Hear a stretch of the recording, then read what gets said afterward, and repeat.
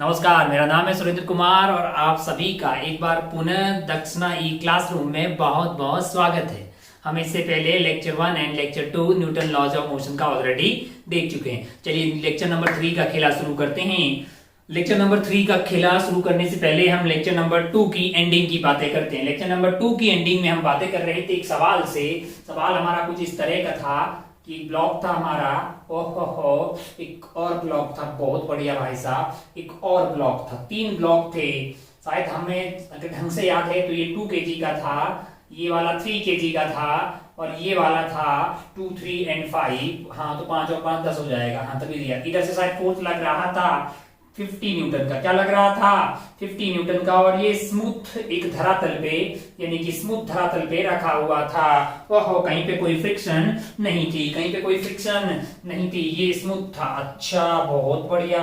फिर क्या हुआ? फिर हमने इनकी एक्सेलरेशन निकाली थी। फिर क्या हुआ? फिर मैंने कहा यहाँ पे तुमसे नॉर्मल पूछा गया था, नॉर्मल पूछा गया था। मान लीजिए कि इसका नाम ए है, इसका नाम बी है, इसका नाम सी है, तो हमने ये ऑब्जर्व किया था कि बी के द्वारा सी पे लगने वाला नॉर्मल और सी के द्वारा बी पे लगने वाला normal equal in magnitude and opposite in direction आया।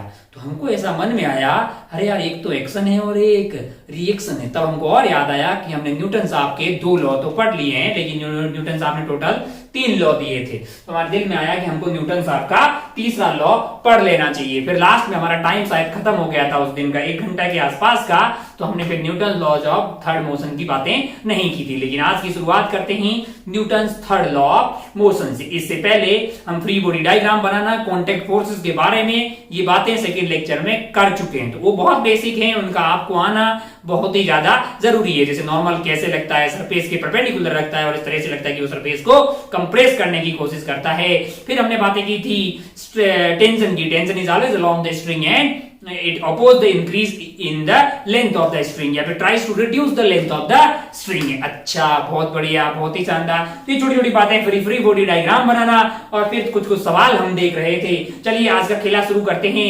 Newton third law of motion. Newton third law, महान आदमी न्यूटन जी जिन्होंने 3 लॉ दिए थे, जिससे कि 60%, 50-60% जो है फिजिक्स सॉल्व हो जाती है। तो हम 2 लॉ ऑलरेडी पढ़ चुके। चलिए बढ़ते हैं थर्ड लॉ पे। Third law of motion, third law of motion. ये इतना आसान है कि आपको वैसे ही पता होगा, आपको ये पता होगा। Third law of motion, for every action there is equal and opposite reaction. For every action, for every action, for every action there is equal and opposite reaction. अच्छा, इसका क्या मतलब समझे हम? मैंने कहा हम इसको ऐसे फिजिक्स की भाषा में मान लो यहाँ पे समझते हैं कि मान लो कि ये वाला एक ब्लॉक है। अच्छा, मान लीजिए कि ये m kg का ब्लॉक है, ये तेरा हाथ है, यहाँ पे टिक टिक टिक ऐसा बना दिया मास्टर ने अपनी पेंटिंग की स्किल्स दिखाते हुए। ऐसे फोर्स लगा रहे हैं। मान लो कि तूने इस ब्लॉक को 10 न्यूटन से फोर्स लगाया, एक नॉर्मल लगाया ब्लॉक के ऊपर 10 न्यूटन से, तो ये 10 न्यूटन यहाँ पे एक्शन होगा और इस ब्लॉक के द्वारा तेरे हाथ पे, हाथ बहुत घटिया सा बन रहा है, ऐसा लग रहा है जैसे पोलियो हो रखा है, पोलियो से भी घटिया। हाँ हाँ हाँ हाँ, मान लो कि ये हाथ है, हाथ के ऊपर ब्लॉक के द्वारा इधर की तरफ क्या लग रहा होगा? 10 न्यूटन। अगर ये एक्शन है तो ये उसका क्या है? रिएक्शन है। For every action there is equal and opposite reaction. अच्छा, मतलब मैग्नीट्यूड सेम होता है? मैंने कहा हाँ। तो क्या अपोजिट होते हैं? मैंने कहा हाँ। ओहो, अच्छा, तो मतलब हम किसी को फोर्स मारे तो उतना फोर्स हमें भी लगता है? हाँ। तो हम क्या अगर खींच के किसी के गाल पे चपेट मार लें, मतलब चांटा मार लें, तो फिर तो नुकसान का फायदा, मतलब नुकसान हुआ, क्योंकि जितना फोर्स हम उसको लगाएंगे उतना फोर्स तो हमारी हथेली को भी लगेगा। फिर तो बेंड दोनों की बजनी चाहिए, क्योंकि बराबर फोर्स तो लगा रहे दोनों पे यार। हाँ बिल्कुल बराबर फोर्स लगता है, लेकिन उसकी गालों पे चपेट पड़ती है तो गालों की सेल्स जो है वो ज्यादा सेंसिटिव होती है, उसमें दर्द होगा। और तेरे हाथ वाला ये वाला पार्ट जो है इसमें डेड सेल्स ज्यादा होती है, हार्ड सरफेस होती है, तो दर्द कम होता है। फोर्स भले ही बराबर लगे, लेकिन गाल पे चपेट, गाल को ज्यादा दर्द होगा और आपके हाथ को कम दर्द होगा। कई बार ऐसा हो सकता है कि आपने ढंग से नहीं मारा हो तो थोड़ा बहुत आपको भी दर्द हो जाए। अच्छा, बहुत बढ़िया, बहुत शानदार। एक घोंचू किस्म का सवाल ऐसे ही पूछते हैं, मतलब जैसे चपेट से याद आ गया कि ऐसा होता है। जैसे कई बार हम लोग बेड पे जंप लगा देते हैं ना, ऐसे जंप लगाया ऊपर से, ऊपर कूद गए और फिर वापस जो है बेड के ऊपर आ रहे हैं, आ रहे कि नहीं आ रहे, और बेड मतलब बेड पे अपने जंप लगा दिया। मान लो कि कुछ हाइट से हमने जंप लगाया, एक बार क्या हुआ कि सीधा फर्श पे ही जंप लगा लिया, और एक बार ऐसा कर लीजिए कि यहाँ पे गद्दे वद्दे लगा दीजिए, फिर से जंप लगाइए। दर्द कौन से वाले में ज्यादा होगा, दर्द कौन से वाले केस में ज्यादा होगा? एक बार आप सीधा इस सरफेस पे जंप लगा रहे हैं, सीधा ऐसा कूद के इसके ऊपर गिर रहे हैं। दूसरे वाले केस में यहाँ पे कुछ गद्दे वद्दे लगा रखे हैं, यहाँ पे गद्दा लगा रखा है, गद्दा समझ में आया ना आपको, कि फोम का कुछ ऐसा लगा रखा है, और आपने जंप लगाया सेम हाइट से, आपने सेम हाइट से जंप लगाया। तो अगर आप टक्कर से पहले देखिए, मान लो कि एच हाइट से आपने जंप लगाया, एच हाइट से, तो टक्कर के जस्ट पहले इसकी रफ्तार होगी v is equal to under root of 2gh। अरे v square is equal to u square plus 2as लगाओगे तो ये क्या आ जाएगा, v is equal to 2gh। टक्कर से जस्ट पहले यहाँ पे भी क्या होगी, 2gh। टक्कर के बाद में क्या हो जाएगी, रुक जाएगा, यहाँ पे भी क्या होगा, रुक जाएगा। अच्छा, दर्द कौन से वाले केस में ज्यादा हुआ भाई? दर्द तो अपने को फोर्स, अपने ऊपर कौन, अपने भाई ऐसे गिर जाएंगे, इसके ऊपर ऐसे गिर रहे होंगे, तो हमारे ऊपर नीचे से एक सरफेस नॉर्मल लगाएगी, वो नॉर्मल मान लो यहाँ पे N1 है, और यहाँ पे जब आप गिर रहे होंगे तो आपके ऊपर इधर की तरफ N2 लग रहा होगा, ऊपर की तरफ। अरे भाई तभी तो आप रुक रहे होंगे ना, वरना आप जमीन के अंदर घुस गए होते। अल्लाह N1 N2 N1 N2 N1 N2, ओहो, मतलब अगर आप ध्यान से देखें तो P फाइनल क्या है दोनों ही केस में, 0, क्योंकि P फाइनल होगा मास इनटू वेलोसिटी, 0 0 हो गया। P इनिशियल भी दोनों का सेम है, P इनिशियल सेम है दोनों का, P फाइनल भी सेम है। तो भाई मतलब फिर मतलब ऐसा क्या हुआ कि जब आप फर्स्ट पे सीधा जंप लगा रहे थे तब आपको दर्द ज्यादा हुआ? क्योंकि अगर आप ध्यान से देखें तो फोर्स होता है basically delta P by delta T.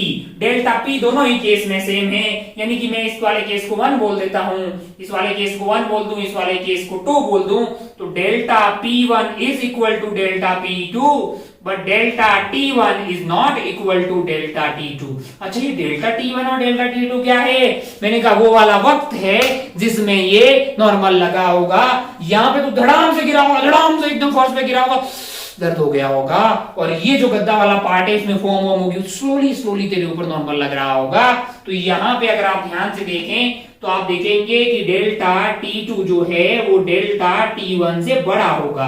क्या होगा, डेल्टा T2 डेल्टा T1 से बड़ा होगा, क्योंकि आप स्लोली यहाँ पे आपकी स्पीड कम होगी, आप धीरे धीरे जाके एकदम रुक जाएंगे, लेकिन फर्स्ट पे गिरेंगे तो आप धड़ाम से आपको लग जाती है। इसीलिए क्या होता है, हार्ड सरफेस पे अपन गिरते हैं तो बहुत ही ज्यादा दर्द होता है, और रेत के धोरे पे या फिर कुछ ऐसी जगह पे जहां पे रेत हो वहां पे गिर जाते हैं सेम हाइट से, तो दर्द कम होता है या चोट कम लगती है। क्यों? क्योंकि डेल्टा पी तो दोनों ही केस में सेम हुआ अगर आप सेम हाइट से जंप लगाते हो, लेकिन डेल्टा टी सेम नहीं होगा। और अपन जानते हैं कि force is equal to delta. अच्छा, ये मैंने डेल्टा लिया, डेल्टा बड़े के लिए आप जानते हैं कि D जो है, जैसे अपन बात करें F is equal to dP by dt है ना, तो अगर अपन बात करें तो यही तो आया है ना अपना, F is equal to dP by dt। अच्छा, अगर मैं एवरेज की बात करूं, F एवरेज की बात करूं, तो मेरे लिए क्या हो जाएगा, delta P by delta T। Delta T बड़ा टाइम होता है और dP मतलब dt जो है बहुत छोटा सा टाइम होता है। ये आपने बेसिक मैथमेटिक्स में बातें पढ़ ली है। अरे भाई, डिफरेंशिएशन इंटीग्रेशन dt vt का मतलब तो जानते हो ना,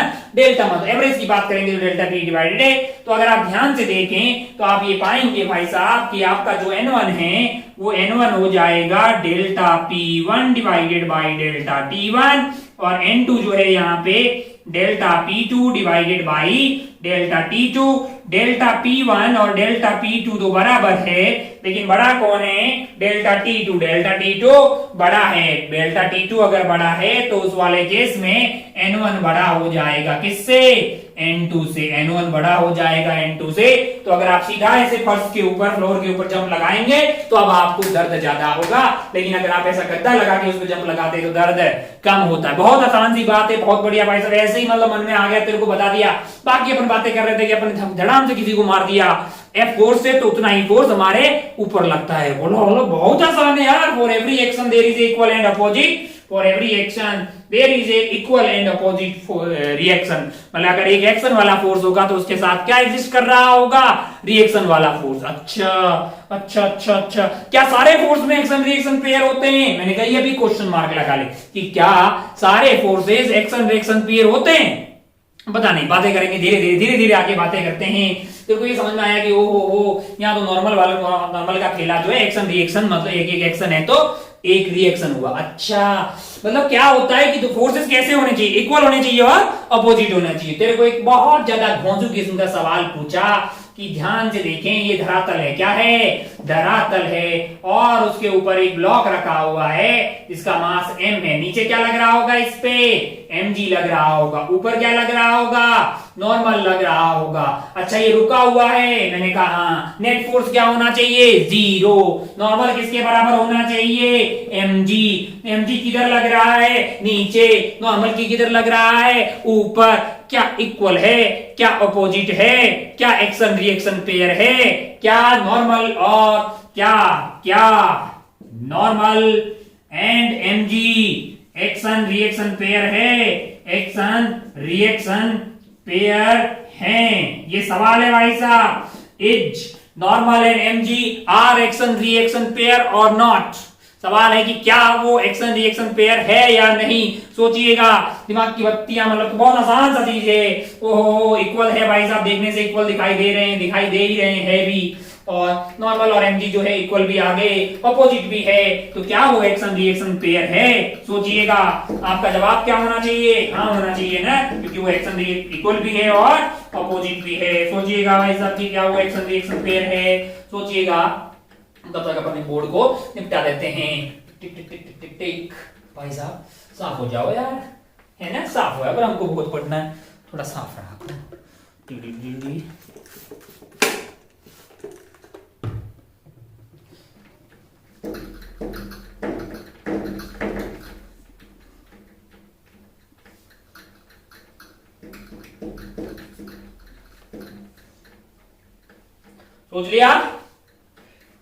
सोच लिया होगा अभी तक भाई। क्या जवाब आपका हाँ है? अगर आपका जवाब यस है, अगर आपका जवाब यस है तो आप गलत हैं। यस है तो गलत है, क्यों? क्योंकि नॉर्मल और mg एक्शन रिएक्शन पेयर नहीं है। तो बोलेगा बे इक्वल भी और अपोजिट भी है, गलत फिर कैसे हुआ? इनको बताते हैं। अगर आप ध्यान से देखें तो आप पाएंगे कि एक्शन कहां हो रही है, मैंने कहा mg इस पे लगा, मैंने कहा रिएक्शन, मैंने कहा वो भी उसी पे लग रही है। ऐसा कैसे पॉसिबल है यार? एक्शन रिएक्शन पेयर की कुछ कंडीशंस होगी। यहां पे ये एक्शन रिएक्शन पेयर हो ही नहीं सकते, क्योंकि नॉर्मल जो है वो, मतलब जो है, हमने जो n और mg लिए हैं वो दोनों एक ही बॉडी पे लग रहे हैं। तो बोले इसमें दिक्कत क्या है? मैंने कहा इस वाले ब्लॉक को किसी ने खींचा mg से, तो इस वाले ब्लॉक ने उसको भी तो mg से खींचा होगा। अल्लाह, तो क्या वो रिएक्शन होनी चाहिए? मैंने कहा अरे ये नॉर्मल अगर इसके ऊपर लग रही है तो इस वाले ब्लॉक ने ग्राउंड पे भी तो नॉर्मल लगाई होगी। मैंने कहा वो एक्शन रिएक्शन पेयर होनी चाहिए। मैंने कहा हाँ वो एक्शन रिएक्शन पेयर होती है। अगर इसका फ्री बॉडी डायग्राम आप बनाएंगे तो आप ध्यान से देखेंगे तो ये mg कौन लगा रहा है? धरती माता। कौन लगा रही है? धरती माता। और वो ग्रेविटेशनल फोर्स है धरती माता के सेंटर पे। मैं मान लूं कि mg के बराबर एक इतना फोर्स ऊपर लग रहा होगा। मैंने कहा yes, G m1 m2 r square, जितने से ये m1 को m2 खींच रहा होगा उतने से ही m2 को m1 खींच रहा होगा।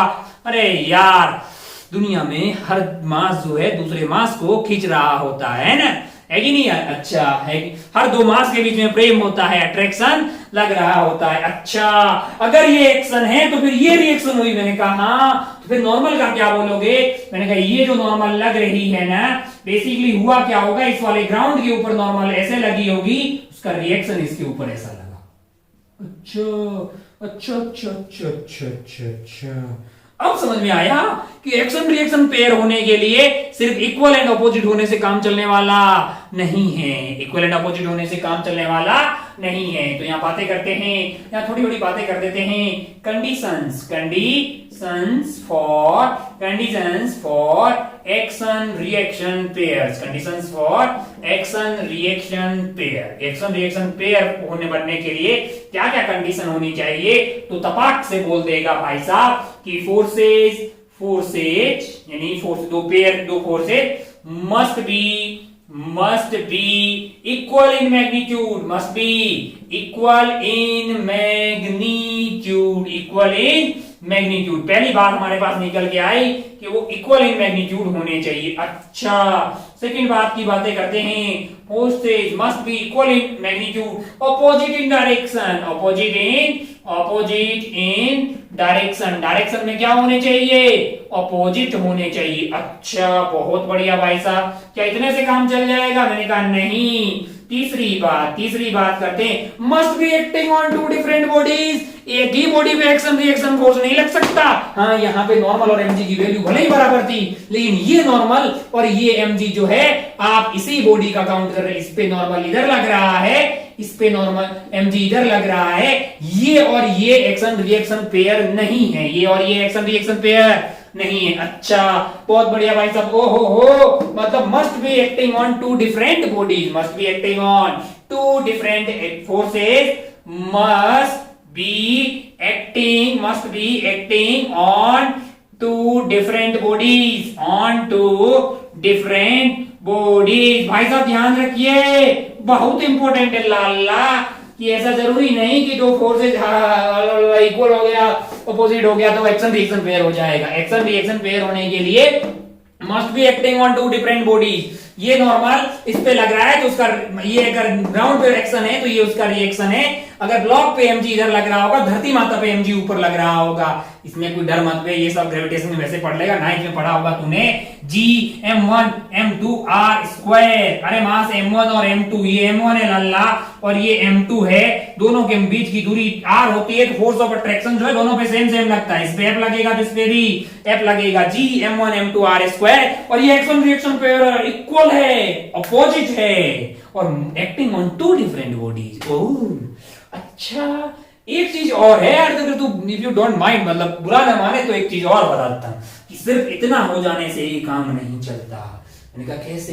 मैंने कहा यहाँ पे जो फोर्स लग रहा है और यहाँ पे जो फोर्स लग रहा है, ये ग्रेविटेशनल फोर्स है. ये कैसा है? Gravitational force. ये नॉर्मल है. मैंने कहा हाँ, ये भी नॉर्मल है. अच्छा, मैंने कहा यार मतलब किसी बॉडी पे दो बॉडी होती. ये बॉडी ए मान लिया मैंने और ये बॉडी बी मान लिया. मान लो कि इसमें ग्रेविटेशनल फोर्स इधर की तरफ लग रहा होता 10 न्यूटन. कौन सा फोर्स है? ग्रेविटेशनल फोर्स है. और ऊपर की तरफ 10 न्यूटन लग रहा होता इलेक्ट्रिक फोर्स. कौन सा? इलेक्ट्रोस्टैटिक फोर्स लग रहा होता. और ये क्या लग रहा होता? Gravitational force. ये ग्रेविटेशनल फोर्स लग रहा होता है. अच्छा, इक्वल है क्या? अपोजिट है क्या? Acting on two different body है क्या? तो उससे पूछे कि क्या एक्शन रिएक्शन पेयर है, तो बोलेगा नहीं. क्यों? क्योंकि भाई साहब 1 2 3 कंडीशन सेटिस्फाई करने से वो काम चलने वाला नहीं है. एक और कंडीशन होगी, वो है must be of same nature. ऐसा नहीं एक ग्रेविटेशनल फोर्स एक इलेक्ट्रोस्टैटिक फोर्स लगा दिए और हो गया. तीसरी और मतलब चौथी और final condition, forces must be of same nature, यानी वो सेम नेचर के होने चाहिए. ऐसा नहीं भाई साहब एक मतलब जो एक इलेक्ट्रिक फोर्स लग रहा है, एक मैग्नेटिक फोर्स लग रहा है और एक आपका mg लग रहा है. हाँ, दोनों की नेचर सेम होनी चाहिए. तो इसको आत्मसात कर लें. मतलब आने वाले कोर्सेज में कई जगह आपको पूछो this and this are the pair of the action reaction pair. तब तो ये चारों बातें चेक करना कि एक्शन रिएक्शन पेयर होने के लिए must be equal in magnitude, must B opposite in direction, must be acting on two different bodies and must be of the same nature, यानी सेम टाइप के फोर्सेस होने चाहिए. Normal होनी चाहिए, tension होनी चाहिए. इलेक्ट्रोस्टैटिक फोर्स में बात करें तो अगर एक बात आपको समझ में आ गई कि ग्रेविटेशनल फोर्स होता है जितना इस पे लगेगा उतना इधर लगता है. तो gravitational force is always in action reaction pair. फिर तेरे को अगर मैं छोटी ऐसे बताता हूं मतलब बुरा नहीं मानने का, नहीं पता तो कोई बात नहीं. मान लो कि ये Q1 है, मान लो कि ये Q2 है. जैसे उधर लगता है ना, उधर यहाँ पे भी लगता है. कैसा लगता है? F is equal to K Q1 Q2 R square. ये कूलम्स लॉ है, ये ग्रेविटेशनल लॉ के टाइप का ही होता है. एक्शन रिएक्शन पेयर होता है हमेशा action equal, opposite, acting on two different body, same nature. ये एक्शन रिएक्शन पेयर हुआ, कौन सा वाला, gravitational force action reaction pair हुआ, electrostatic force action reaction pair हुआ। लेकिन अगर मैं मैग्नेटिक फोर्स की बात करूं तो वो कभी कभी एक्शन रिएक्शन होता है, कभी कभी नहीं होता है। तो एक मिनट, अभी अपन कौन से वाले फोर्स की ज्यादा बातें कर रहे हैं, ग्रेविटेशनल फोर्स वाले की। धीरे धीरे मैग्नेटिक वाला, इलेक्ट्रोस्टैटिक्स वाला आगे के चैप्टर में बातें करेंगे, तो वहां पे और ज्यादा डेप्थ में बातें करेंगे। लेकिन हमारे न्यूटन के थर्ड लॉ से ये साबित हो गया है कि किसी फोर्स को एक्शन रिएक्शन पेयर होने के लिए तीन कंडीशन को, मतलब दो फोर्सेस को एक्शन रिएक्शन पेयर होने के लिए तीन चार कंडीशन को सेटिस्फाई करना पड़ेगा। उनका मैग्नीट्यूड इक्वल होना चाहिए। मास्टर बार बार रिपीट इसलिए कर रहा है कि ये बहुत बेसिक बात है और इसकी वजह से कोई चीज आपकी गलत नहीं होनी चाहिए।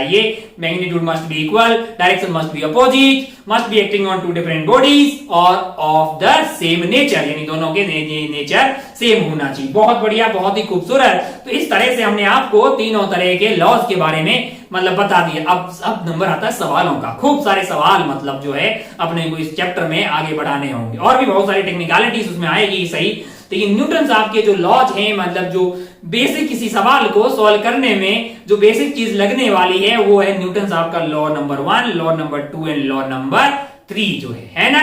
अच्छा, बहुत बढ़िया भाई साहब, बहुत ही शानदार। आगे बढ़ते हैं और सवालों का सिलसिला शुरू करते हैं। हेडिंग आप डाल दीजिए इक्विलिब्रियम प्रॉब्लम्स। कौन सी वाली प्रॉब्लम्स? Equilibrium problem. हेडिंग डाल सकते हैं इक्विलिब्रियम प्रॉब्लम्स। इक्विलिब्रियम का मतलब आप जानते होंगे,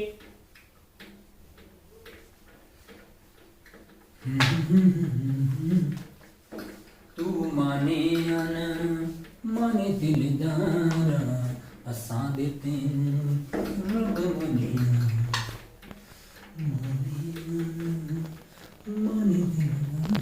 चलिए, बोर्ड हो गया चकाचक। चलिए आगे बढ़ते हैं और हेडिंग डालते हैं equilibrium of a body. Equilibrium, equilibrium of a body, equilibrium of a body, equilibrium of a body. ठीक है भाई, अब इतना ही हैंड राइटिंग आएगा। A+ तो आ गया था हमको इसी में 10th में, है ना। ऑल थैंक्स टू आर्ट वाला sir. Equilibrium of a body. अच्छा भाई साहब, बहुत बढ़िया, बहुत शानदार। इक्विलिब्रियम से क्या मतलब? हालांकि आपने वेक्टर में इसके बारे में बातें की होगी। इक्विलिब्रियम से आप क्या समझते हैं? आपने वेक्टर में बातें की होगी कि इक्विलिब्रियम, कोई बॉडी अगर इक्विलिब्रियम में है तो उस पे लगने वाला नेट फोर्स क्या होना चाहिए? 0। नेट फोर्स मतलब सिग्मा ऑफ F। लगने वाले तमाम फोर्सेस का नेट जो सम आएगा, यानी रिजल्टेंट आएगा, वो एक नल वेक्टर आना चाहिए। अगर ऐसा होगा तो हम ये बोलेंगे कि बॉडी इक्विलिब्रियम में। हालांकि अभी तक आपने फोर्स की बातें की है। फोर्स का घुमाव इफेक्ट भी आता है, उसको टॉर्क बोलते हैं। जैसे ये आइटम है, मैंने इसे फोर्स लगाया था, इसे घूम गया है कि नहीं यार, ये भाग के कहीं गया नहीं, ऐसा नहीं भाई यहां से अलग हो गया उधर भाग गया। लेकिन जैसे मैं फोर्स लगा रहा हूं, ये इसके अबाउट घूम रहा है कि नहीं है, उसको टॉर्क वर्क बोलते हैं। फोर्स लगाने के कारण घूम रहा है ना, द घुमाव effect of force is known as torque. 1 minute आगे बातें करेंगे, आगे रोटेशन में वगैरह में। वैसे तो बॉडी अगर कंप्लीट इक्विलिब्रियम में हो तो जैसे फोर्स 0 होता है, उसी तरह से एक आइटम टॉर्क होता है, वो भी 0 होना चाहिए। लेकिन अभी हमारे लिए इसकी कोई बातें अभी नहीं हो रही है। अभी हम सिर्फ फोर्स की बातें कर रहे हैं। टॉर्क हमारा 0 लगेगा क्योंकि फोर्स सारी सेंटर पे हम मान रहे हैं, तो वैसे ही टॉर्क 0 होगा। तो ऐसे ही बता रहा है मास्टर कि पूरी बॉडी को इक्विलिब्रियम में होने के लिए इसको बोलते हैं ट्रांसलेशनल इक्विलिब्रियम, इसको बोलते हैं रोटेशनल इक्विलिब्रियम। कौन सा वाला? मैं लिख लेता हूं नाम, क्योंकि तुम तो होनहार बच्चे हो यार। ऐसा थोड़ी टॉर्क देख लिया और डर गया अब हमसे नहीं होगा, ऐसा होने वाला नहीं है। अगर नेट फोर्स 0 हो तो इसका मतलब क्या है? Translational equilibrium, translational equilibrium. अच्छा, और टॉर्क नेट 0 हो। अबे टॉर्क अभी तो टॉर्क हमें पता ही नहीं, अबे तो बताएंगे ना भाई। Translational equilibrium, rotational equilibrium, rotational equilibrium. अच्छा, हम कौन सी बातें करेंगे? मैंने कहा हम बातें करेंगे अभी ट्रांसलेशनल इक्विलिब्रियम की। उसमें किसी बॉडी पे लगने वाला नेट फोर्स 0 हो तो वो बॉडी इक्विलिब्रियम में होगी। अच्छा, अगर F नेट 0 तो बॉडी रुकी रहेगी? हाँ तो बोलेगा यस। ऐसा कोई जरूरी नहीं है, या तो रुकी रहेगी या फिर वो यूनिफॉर्म वेलोसिटी से स्ट्रेट लाइन में गमन कर रही होगी। न्यूटन साहब का फर्स्ट लॉ है कि नहीं है? तो जरूरी नहीं कि बॉडी रुकी रहे, वो यूनिफॉर्म रफ्तार से स्ट्रेट लाइन में गमन करती हुई भी हो सकती है। अगर नेट फोर्स जीरो तो बॉडी या तो रेस्ट में रहेगी या फिर वो यूनिफॉर्म वेलोसिटी से स्ट्रेट लाइन में चलती रहेगी। अच्छा, बहुत बढ़िया। तो हम क्या करने वाले हैं, मैंने कहा हम करने वाले हैं खूब सारे सवाल जिसमें हमारी बॉडी होगी इक्विलिब्रियम में, यानी ट्रांसलेशनल इक्विलिब्रियम में। बहुत ही आसान से खेला शुरू करते हैं। Example number one, example number one भाई साहब, ओ मान लो कि इतना आसान कि मतलब तू बोलेगा वाह हमको इतना अंडर एस्टिमेट काहे कर रहे हो भाई, नहीं कर रहे हैं। जरा ध्यान से देखें, ये 10 kg का एक ब्लॉक को रख दिया है, ब्लॉक हुआ क्या इक्विलिब्रियम में है, अगर रुका हुआ है ना, मतलब नेट फोर्स जीरो होगा तभी ना रुका होगा, या तो रुका हुआ है तो मतलब यहाँ पे यूनिफॉर्म रफ्तार चल रहा, ये तो रुका हुआ है, इसका मतलब नेट फोर्स क्या होना चाहिए, जीरो, इसका मतलब इक्विलिब्रियम में है, ये इक्विलिब्रियम में है। तो आप मुझे यहाँ पे टेंशन बता दीजिए। अच्छा, मैंने ऐसा तीर क्यों बनाया, क्योंकि वो टेंशन 10 kg को ऊपर खींच रही होगी और ये जो जहां से बंधा हुआ है उसको नीचे खींच रही होगी, क्योंकि टेंशन की यही प्रॉपर्टी, टेंशन कभी धक्का नहीं देती, टेंशन खींचती है कि नहीं यार। अच्छा, आपसे पूछे कि इसमें टेंशन बताइए तो बोला मतलब तुरंत बता दिया होगा, तुरंत पता कर ले। सवाल और बताते हैं धीरे धीरे। मास्टर ने आपको बोला था कि बिल्कुल बेसिक से अपन ओलंपियाड लेवल तक के तमाम किस्म के सवाल सॉल्व करेंगे। अच्छा, इसी को थोड़ा सा वेरिएशन लाते हैं। मान लो कि ये अपन ने ऐसा कर दिया, मान लो कि ऐसा कर दिया, ये मान लो कि ये एंगल हो गया 60 डिग्री, हो और यही वाले आइटम 10 kg को यहाँ पे हमने रख दिया, ये क्या है 10 kg, ओ। बाकी अपन जानते हैं कि स्मूथ है, कहीं पे फ्रिक्शन नहीं है, ये लिखने की जरूरत नहीं है कि सरफेस स्मूथ है। अच्छा, ये इंक्लाइन प्लेन है, ये क्या है एक इंक्लाइन प्लेन है जिसका एंगल ऑफ इंक्लिनेशन क्या है 60 डिग्री। ओहो, क्या पूछा भाई साहब, क्या पूछा आपसे, क्या पूछा। अच्छा, इसे थोड़ा और कर देते हैं, कुछ कर लेते हैं पूछने के लिए। मान लो कि इक्विलिब्रियम में रहेगा नहीं, यहाँ से छोड़ लेंगे भाग जाएगा ना यार, इक्विलिब्रियम में ले आते हैं, ओ टिक टिक टिक, पीछे धागा बांध लिया, अब धागा टूट नहीं रहा है तो इक्विलिब्रियम में है ना। अच्छा भाई साहब, थोड़ा सीधा नहीं हुआ यार इंक्लाइन प्लेन।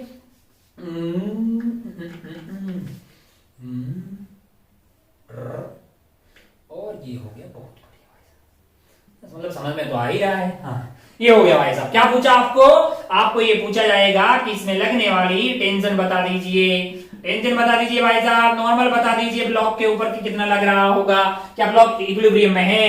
मैंने कहा ब्लॉक इक्विलिब्रियम में, आगे बढ़ ले क्या। मैंने कहा हाँ, ये तो बहुत ही आसान है, अंधा आदमी बता देगा। थोड़ा सा और करते हैं। मान लो कि अपना जो ये वाला ब्लॉक है, मान लो कि ये वाले ब्लॉक को इस बार अपन ऐसे बांध रहे हैं, कैसे बांध रहे हैं, ऐसे बांध दिया, टिक टिक टिक टिक टिक टिक टिक, एक धागे से बहुत हो गया। इस बार ऐसा कुछ किया हमने, ऐसे 2 धागे लिए और यहाँ पे ब्लॉक को बांध दिया, यहाँ पे ब्लॉक को क्या किया हमने, बांध दिया। ब्लॉक का मास कितना है, मान लीजिए कि 10 kg, ब्लॉक का मास 10 kg है, धागे की लंबाई L है और जो जिन पॉइंट के बीच में बांधा हुआ है ये वाली दूरी L है, ये वाली दूरी भी क्या है L है। क्या पूछा आपसे बोला कि इसमें मान लीजिए टेंशन T1 है और इसमें मान लीजिए कि टेंशन T2 है। आपको क्या बताना है, T1 एंड T2 कितना है, ये आपसे पूछा। अच्छा भाई साहब, बहुत बढ़िया, ओ हो। अच्छा, एग्जांपल नंबर 2 हो गया, ये एग्जांपल नंबर 3 मान लो ये हो गया। धीरे धीरे आगे बढ़ते रहेंगे अपन, ऐसे खूब सारे एग्जांपल कर सकते हैं। मान लो कि थोड़ा सा इसमें धीरे धीरे आगे बढ़ते हैं। मान लो कुछ ऐसा कर दिया, टिक टिक टिक टिक टिक टिक टिक, आप सोल्व करते रहे, आपको सवाल लिख दिया, आप शुरू हो जाए भाई साहब, तुरंत सवाल लेकर आगे बढ़े। सोच रहा है कि क्या करना चाहिए अपने को। मान लो कि ये ऐसे किया, ये ऐसे कर दिया, इसमें एंगल बराबर L था, मान लो कि इस बार ऐसा कुछ कर दिया, मान लो कि ये वाले का मास M है, ओहो हो, और ये वाला एंगल मान लो अल्फा है और ये वाला एंगल क्या है, बीटा है। अच्छा भाई साहब, बहुत बढ़िया।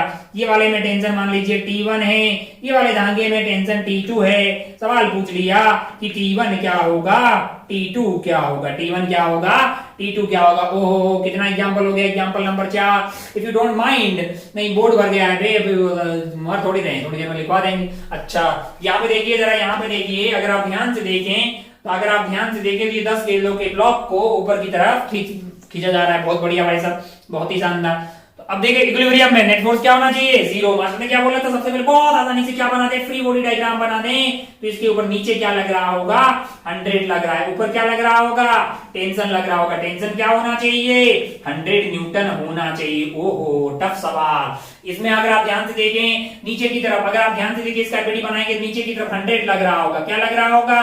100 लग रहा होगा। काई को कि m इंटू जी 100 हो गया है। अब आप ध्यान से देखें, ध्यान से अगर आप देखें तो ये एंगल है आपका 60, ये 90 हो गया, ये एंगल होगा 30, तो ये वाला एंगल क्या आ जाएगा?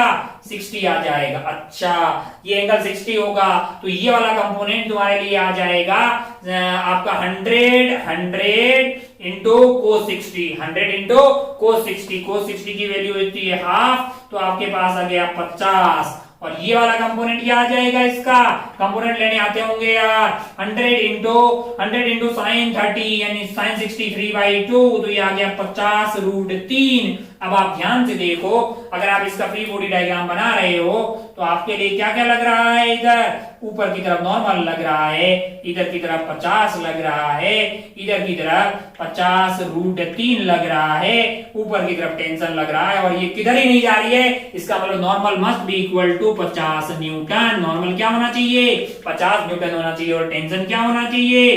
टेंशन 50√3 न्यूटन होना चाहिए, तभी तो ये रुकी रहेगी यार। अच्छा भाई साहब, बहुत बढ़िया, बहुत ही शानदार। हो इक्विलिब्रियम का फॉर्मूला 940, तो उसके कंपोनेंट अलोंग एंड परपेंडिकुलर में अपन ने कर दिए भाई साहब। बहुत बढ़िया, बहुत ही शानदार। हो बहुत शानदार। अच्छा, ये क्या किया? ये एंगल 60 है, ये 90 है, तो ये 30 हो गया, तो ये 60 आ गया ना यार। परपेंडिकुलर डाल दिया, कोई बहुत टफ चीज नहीं है। अगला सवाल आपसे बोल रहा है, 1 मिनट बहुत आसान है, लेकिन भेजे में कुछ मतलब उतरना चाहिए है ना। यहाँ पे जेई की तैयारी कर रहे हैं, इसमें मतलब ठीक है ना। हाँ, धीरे धीरे आगे बढ़। देखो जरा ध्यान से, एक ब्लॉक है 10 kg, 2 धागों से बांध रखा है। धागे की लंबाई L, धागे की लंबाई L, और दोनों पॉइंट के बीच की लंबाई को L दिया है, और आपके लिए ब्लॉक जो है वो 10 kg का है। अच्छा, ओहो, दोनों धागों में आपसे क्या पूछा? दोनों धागों में आपको टेंशन पूछा। अच्छा भाई साहब, बहुत बढ़िया, पहले दोनों हो गए हैं तो मिटा देते हैं ताकि थोड़ा सा स्पेस अपने पास क्रिएट हो जाए।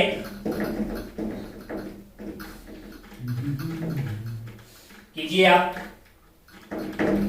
वो है ना एल दे के स्टाइल मार के 60 एंगल दिया है बे, परेशान नहीं होने का है ना। ये T1 और T2 बराबर होंगे, काइको लल्ला, क्योंकि सिमेट्री है, क्योंकि क्या है? सिमेट्री है। अगर आप ध्यान से देखिए, ये L हर एंगल क्या हो जाएगा? 60, ये 60, ये 60। अब तभी तो स्टाइल मार के दिया है यार। और इसकी टेंशन मान लीजिए T है, और इसकी टेंशन T है, क्योंकि T1 और T2 सेम होगा, क्योंकि सिमेट्री है। ओहो, अब अगर आप 10 kg का एबीडी बनाएं तो 10 kg पे नीचे की तरफ लग रहा होगा 100 न्यूटन mg। मास है आपका 10 और g की वैल्यू ली 10। ऊपर इधर की तरफ लग रहा है T, इधर की तरफ क्या लग रहा है? T। बीच का एंगल क्या है? मैंने कहा 60 डिग्री। अगर आप ध्यान से देखें तो ये एंगल आपके पास 30 डिग्री हो गया है, और ये एंगल आपके पास हो गया है 30 degree. T cos 30, T cos 30, 2T cos 30 must be equal to 100, और T sin 30, T sin 30, T sin 30 cut जाएंगे, और ऊपर वाले दोनों कंपोनेंट ऐड हो जाएंगे। ऊपर वाले component must be equal to 100, तभी ना रुका रहेगा यार। और ये रुका हुआ है तो ऊपर वाले कंपोनेंट 100 के बराबर होने चाहिए। तो T cos 30 degree is equal to 100, 2T cos 30 degree is equal to, ये तो पता है ना कि T cos theta, T sin theta, मतलब पता है ना। हाँ, 2T cos theta is basically √3/2 is equal to 100 है। आपको लग रहा होगा मात्र आपको अंडर एस्टिमेट कर रहा है, ऐसे बोल रहा है। अरे ऐसा नहीं है भाई, कोई हो सकता है ना पता हो, तो ध्यान रखें है ना।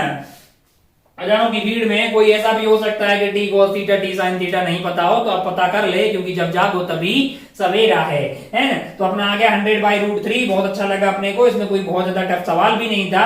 चलिए आगे बढ़ते हैं।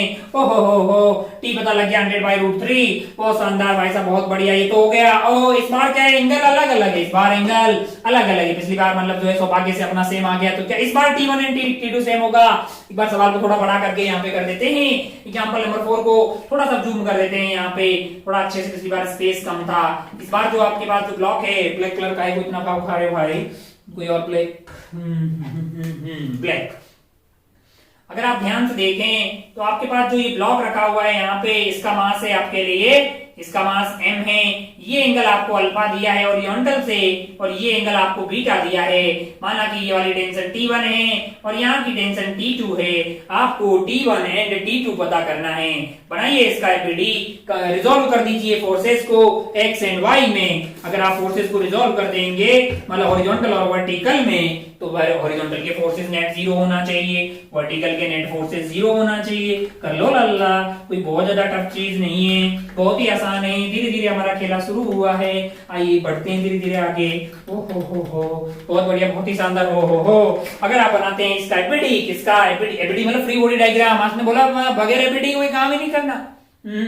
मैकेनिक्स में बुरा मान जाती है मैकेनिक्स अगर आपने एपीडी नहीं बनाई, और अगर आपने एपीडी बनाई मैकेनिक्स खुद ही बहुत आसान हो जाती है आपके लिए। मास एम है, नीचे आपके लिए mg लग रहा होगा, बिल्कुल आपने शो कर दिया।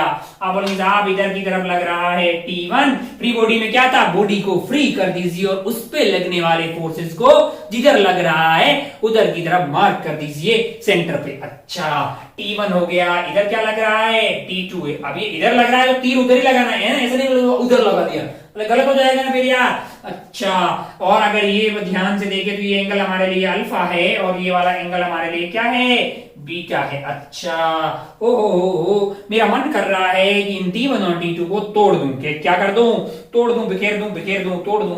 इधर वाला कंपोनेंट क्या होगा मेरे लिए, ये वाला कंपोनेंट हो जाएगा T1 कोस अल्फा, और ऊपर वाला component T1 sine alpha, T1 sine alpha, है कि नहीं यार। अच्छा भाई साहब, बहुत बढ़िया, बहुत शानदार। हो और अगर T2 का देखा जाए तो T2 का ये वाला कंपोनेंट आ जाएगा T2 कोस बीटा, ऊपर आ जाएगा T2 साइन बीटा। उम्मीद है कि ये बिल्कुल आपको समझ में आ रहा होगा। बेसिक मैथमेटिक्स से कोई बहुत बड़ी क्रांतिकारी काम कर नहीं रहा हूं। अच्छा, अब अगर इधर ये तो गायब हो गया, मैंने कहा इसकी कंपोनेंट कर दी, इसकी कंपोनेंट कर दी। अबे रुका हुआ है, ये फोर्स बराबर होना चाहिए, ये बराबर होना चाहिए, मैंने कोई भी कर लेगा यार। लिख ले तो इक्वेशन लिख ले, तो बोलेगा T1 sine alpha plus T2 sine beta, T2 sine beta must be equal to mg। मैंने कहा बहुत बढ़िया भाई साहब, इक्वेशन नंबर 1 बोल लीजिए। इक्वेशन नंबर 2 बोलेगी कि T1 cos alpha must be equal to T2 cos beta. दो इक्वेशन है, दो वेरिएबल सॉल्व करके T1 T2 आ जाएगा क्या, बिल्कुल आ जाएगा। सॉल्व कर लेगा क्या, कर ही लेना यार। T1 आ जाएगा, T2 आ जाएगा। हाँ, इसको सॉल्व करोगे कितना आएगा, तो बहुत आसानी से आ जाएगा। इसको पहले कोस अल्फा से मल्टीप्लाई कर लो, इसको साइन अल्फा से, या फिर उसमें रिप्लेस कर लो, थोड़ी सी मेहनत कर लो तो बिल्कुल इसको सॉल्व किया जा सकता है। सॉल्व करेंगे तो आप क्या आएगा, वैसे करें क्या, एक कर लेना, मैं आंसर बताता हूं। आंसर क्या आ जाएगा, तो बहुत ही आसान सा आएगा। T1 हमने कौन सा लिया, ये लिया, तो आंसर आएगा mg T1 के लिए cos beta divided by sine alpha plus beta. लोग बोले आपको कैसे पता, मैंने ये तो रोज मतलब याद ही हो जाता है ना यार, सेमी टाइप का सवाल है, हमेशा आते रहते हैं, इसलिए मुझे याद है, आप निकाल सकते हैं mg कोस बीटा। और इसमें आपको T2 कौन सा, ये वाला लिया ना, हाँ तो T2 लिया है, तो आंसर आएगा mg cos alpha divided by sine alpha plus beta. अब अपने आंसर मैच करवा देना। 1 मिनट, दो इक्वेशन, दो वेरिएबल सोल्व किया जा सकता है। अरे भाई नहीं, यहां से T1 निकाल, इधर पुट कर ले, फिर साइन A प्लस बी का फॉर्मूला बन जाएगा। पता है ना, ये तो ट्रिग्नोमेट्री में इतना पढ़ा होगा, इसलिए मैं अभी वो टाइम पास करवाने वाला यहाँ पे नहीं हूँ। इसलिए बेसिक मैथमेटिक्स पहले पढ़ी हुई होनी चाहिए, हम यहाँ फिजिक्स की बातें कर रहे हैं। चलिए 1 मिनट हो गया, बहुत बढ़िया भाई साहब, बहुत ही शानदार। ये था एग्जाम्पल नंबर 4। आइए बढ़ते हैं एग्जाम्पल नंबर 5 पे। एग्जाम्पल नंबर 5 की कुछ डेटा ले लेते हैं अपने हिसाब से। फिर एक सवाल बनाते हैं इक्विलिब्रियम का। मान लीजिए कि ये अपना ऐसा सरफेस हो गया, क्या हो गया, ये अपना सरफेस हो गया, बहुत बढ़िया भाई साहब। ओहो, यहाँ पे एक पुली बनाया अपन ने, ये पुली बना दिया, बहुत शानदार। यहाँ पे एक और पुली बनाया। ओहो, पुली जानते हैं क्या, अभी अपने ब्लॉक समझ में आ गया ना आपको। जैसे इस तरह का कोई सा भी आइटम हो, मतलब इस तरह का कोई भी आइटम हो, या इस तरह का कोई भी आइटम हो, मान लो कि ये अपने पास है, ये आइटम को किसी सरफेस पे रख देंगे ना, इसको ब्लॉक बोलेंगे, है ना। और इंक्लाइन सरफेस आप ये समझ लो कि भाई साहब ऐसा सरफेस हो गया, ये ऐसा कुछ सरफेस रख दीजिए, है ना। ये एंगल ऑफ इंक्लिनेशन हो गया थीटा, और ये सरफेस ऐसी, तो ये हो गया अपना इंक्लाइन सरफेस। पुली जो है ना, पुली मतलब जो है वो वहां पे देखी होगी आपने, मूवीज में तो काफी जगह देखी होगी, कुएं पे लगी होती है, कुएं पे ऐसे लगी होती है और उसमें अपन क्या करते हैं, रस्सी डालते हैं, बाल्टी डालते हैं, अंदर पानी निकालते हैं, सब गांव के लोग हैं, सबको पुली उली देखी होगी आपने, काफी जगह पुली, पुली का जो मैकेनिज्म है रोप एंड पुली का वो आपने देखा होगा, वरना सिंपल सा गूगल कर और देखो पुली दिखाई दे जाएगी, बहुत शानदार पुली। और मतलब जो है अपने क्या किया कि धागा लिया और जो है यहां से ऐसे गया और यहाँ पे ब्लॉक को एम को टान दिया, अच्छा, और धागा दूसरा इधर गया, इधर से भी एक धागा लिया, ओहो, और इधर मान लीजिए कि पुली ऊपर से धागा आ रहा है और यहाँ पे जो है ये मास एम रख दिया मैंने, तो बोले ऐसे थोड़ी रहेगा भाई, ऐसे तो उड़ जाएगा ये धागा, मतलब सीधा हो जाएगा, मैंने कहा यहाँ पे एक और मास टान दिया अपन ने, मान लीजिए कि ये वाला है √2m, √2m मैंने इस तरह से रखा कि ये कार्यक्रम कहाँ है, ये कार्यक्रम है इक्विलिब्रियम में, कहाँ पे है, इक्विलिब्रियम में, मान लीजिए सिमेट्री है तो ये एंगल थीटा आएगा, ये एंगल क्या आ जाएगा, थीटा आ जाएगा। अच्छा भाई साहब बहुत बढ़िया, बहुत शानदार। आपसे पूछा जाए कि इक्विलिब्रियम है, एट इक्विलिब्रियम थीटा क्या होगा, सवाल है एट इक्विलिब्रियम थीटा क्या होगा, बीच का टोटल एंगल है 2 थीटा, आपसे बोला गया कि ये सिस्टम इक्विलिब्रियम में। अच्छा एक चीज ऐसे नॉलेज के लिए बताओ, धागा हम लोग कैसा लेते हैं, धागा हमारे पास मासलेस होता है, कैसा होता है, मासलेस, हम लोग लेते हैं मासलेस धागा, मासलेस स्ट्रिंग। ओहो, एक और चीज इसके बारे में बोलते हैं इनएक्सपेंसिबल, क्या मतलब था इसका, कि ऐसा नहीं हो 1 मीटर का धागा ब्लॉक टांग दिया तो मतलब थोड़ा सा बढ़ गया, थोड़ा सा बढ़ने वाला धागा, मतलब ऐसा नहीं भाई रबड़ के टाइप का फैल रहा हो, ऐसी बातें अभी हम बिल्कुल भी नहीं कर रहे हैं। हमारे लिए धागा मासलेस है, स्ट्रिंग क्या है, वो भी मास, तो गलत पढ़ा रहा है, सही में तो मास होता है, मैंने कहा भी अपन भी रखेंगे सही में मास, पहले मासलेस तो सीख ले यार, अभी थोड़े टाइम बाद में, यानी मतलब कुछ क्लासेस के बाद में अपन मास वाले की भी बातें करेंगे। अच्छा ये पुली, मैंने कहा पुली भी मासलेस है, कैसी है, मासलेस है, मासलेस है, अच्छा ओ मासलेस हो गया। और मैंने कहा और फ्रिक्शन लेस है, और क्या है, फ्रिक्शन लेस है, क्या है, फ्रिक्शन लेस है। अब अगर आप ध्यान से देखें तो अपन जानते हैं कि बीच में फ्रिक्शन होती है, होती कि नहीं होती यार, फ्रिक्शन होती है, उसी की वजह से धागा उस पे ऐसे मतलब जो स्लाइड नहीं करता है, ऊपर ऐसे चलता है तो पुली साथ में घूम जाती है और कुएं से पानी बाहर आ जाता है, बाल्टी वगैरह बाहर आ जाती है। लेकिन अभी हम आसानी के लिए मासलेस, हमारी पुली जो है वो मासलेस रहेगी, फ्रिक्शन लेस रहेगी, हमारा जो धागा है वो मासलेस है और इनएक्सटेंसिबल है। एक मिनट, पुली में भी मास आएगा, पुली में भी फ्रिक्शन आएगी, अभी तू ये तो सीख ले यार, है कि नहीं यार। चलिए ऐसी नॉलेज के लिए बता दें कि भाई सवालों में ये लिखा है मासलेस पुली, फ्रिक्शनलेस पुली, मासलेस स्ट्रिंग, मासलेस ये वो, इनएक्सपेंसिबल, ये सब बातें लिखी, तो इसमें कोई दोहराए वाली बात नहीं, क्योंकि अपन लेके चल रहे हैं। मास आ जाएगा तो क्या दिक्कत होगी, फ्रिक्शन आएगा तो क्या दिक्कत होगी, मैंने कहा कि नया चैप्टर बनेगा, पढ़ेंगे ना उसको। अभी अपन बातें कर रहे हैं एम और √2m इक्विलिब्रियम पे है और थीटा आपसे पूछा गया है। अच्छा भाई साहब बहुत बढ़िया, बहुत शानदार। अब अगर आप ध्यान से देखें, अब अगर आप ध्यान से देखें तो आपका मन कर रहा है कि अगर ये रुका हुआ है तो नीचे इस पे mg लग रहा होगा और ऊपर टेंशन लग रहा होगा, लेकिन टेंशन mg के बराबर ही होगा, टेंशन क्या होगा, mg के बराबर ही होगा, तभी ना रुका होगा। सेम यहाँ पे नीचे mg, ऊपर जो टेंशन है वो mg के बराबर ही होगा, तभी ये रुका हुआ होगा। हो अभी धागा मासलेस है, धागा क्या है, मासलेस है, धागा क्या है, मासलेस है, तो टेंशन सेम रहेगी, टेंशन हर जगह सेम रहेगी। मैं एक छोटी सी बात आपको यहाँ समझाना चाह रहा हूँ। ओ इसको उड़ा दें क्या, इनको इसको उड़ा दो, इसको भी उड़ा दो, 1 2 3 को भी उड़ा सकते हैं, छोटी छोटी बातें कर रहे हैं ऐसी, मतलब बिल्कुल बहुत छोटी है, लेकिन अपन चाहते हैं कि भाई मतलब एकदम दिल में बैठ जाए। मैं कैसे मान लूं कि भाई मतलब टेंशन सेम है, ओहो एक ही धागा है, जरा ध्यान से देखें, मैं बोल रहा हूँ कि इस धागे में यहाँ तक ये टेंशन सेम है, तो मैंने कहा कैसे, मैंने कहा ये धागे को आप ये मान लो कि यही धागा है, ये हमने धागा यहाँ से यहाँ धागे को देखा बीच में, ये ऐसा धागा है। अच्छा धागे का कोई मास नहीं है, मान लो कि मैंने एक छोटा सा एलिमेंट लिया, मतलब एक छोटा सा धागे का ये वाला पार्ट कट किया, ये वाला धागे का पार्ट कट किया, इसका मास क्या है, इसका मास 0 है, तो इसमें इधर की तरफ का फोर्स और इधर की तरफ का फोर्स, मान लो कि ये T1 है और T2 है, मास 0 है, तो F net is equal to mass into acceleration, mass into acceleration, ये तो होता ही है, ये कहां से आया, न्यूटन साहब का सेकंड लॉ। अब अगर मास 0 है तो नेट फोर्स क्या होना चाहिए, 0 होना चाहिए, इसका मतलब T1 और T2 बराबर होना चाहिए। कोई भी छोटा सा पार्ट, छोटा सा एक पार्ट डीएम, मान लो एक छोटा सा पार्ट, मान लो कि टोटल लेंथ एल है, मैंने डीएल लेंथ का सेक्शन लिया, छोटा सा पार्ट लिया, उसको देखा कि इसको इधर का फोर्स और इधर का फोर्स बराबर होना चाहिए, इसका मतलब वाले पूरे के पूरे धागा में टेंशन सेम होना चाहिए ना यार। ओ हो, इसका मतलब ये जो टेंशन है mg के बराबर वो यहाँ पे होगी, यहाँ पे होगी, यहाँ पे होगी, यहाँ पे होगी, यहाँ पे होगी। हाँ, मैं एक धागे में टेंशन अगर धागा मासलेस होगा तो समान होगी। एक मिनट, कान खोल ले। if the string is massless, then the tension at every point in the string is same, है कि नहीं? अब अगर धागा ही बदल जाएगा फिर बात ही अलग हो जाएगी। ये रॉड के लिए भी एप्लीकेबल है, अगर रॉड मासलेस हुई तो, है कि नहीं?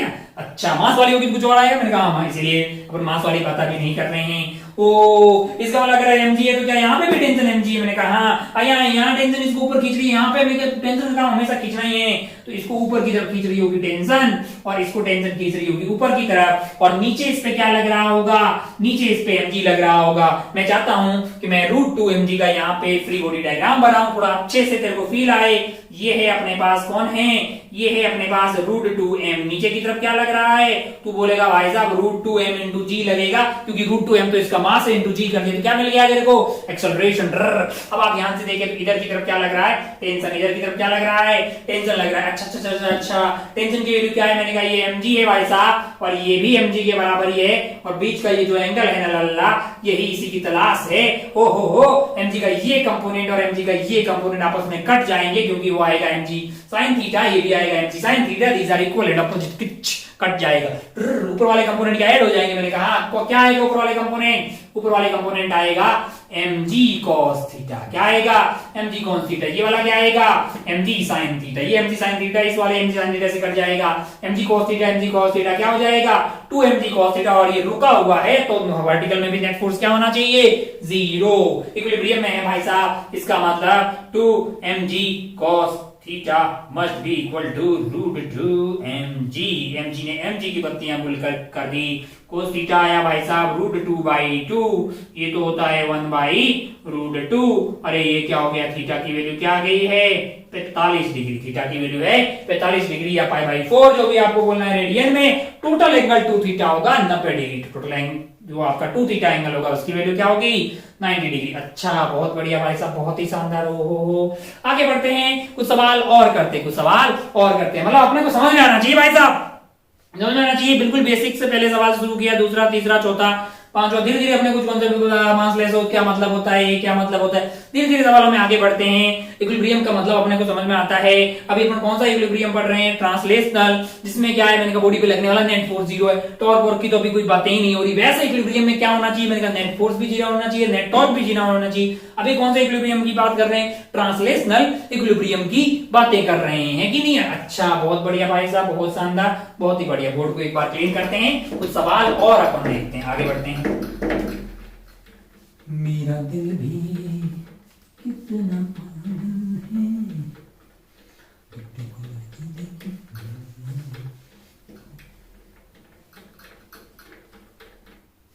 चलिए, हाँ, बोर्ड हो गया चकाचक। कितने एग्जाम्पल हो गए? 1 2 3 4 5 हो गए शायद, 6। एक और करते हैं एग्जाम्पल 6, एग्जाम्पल नंबर 6 भाई साहब।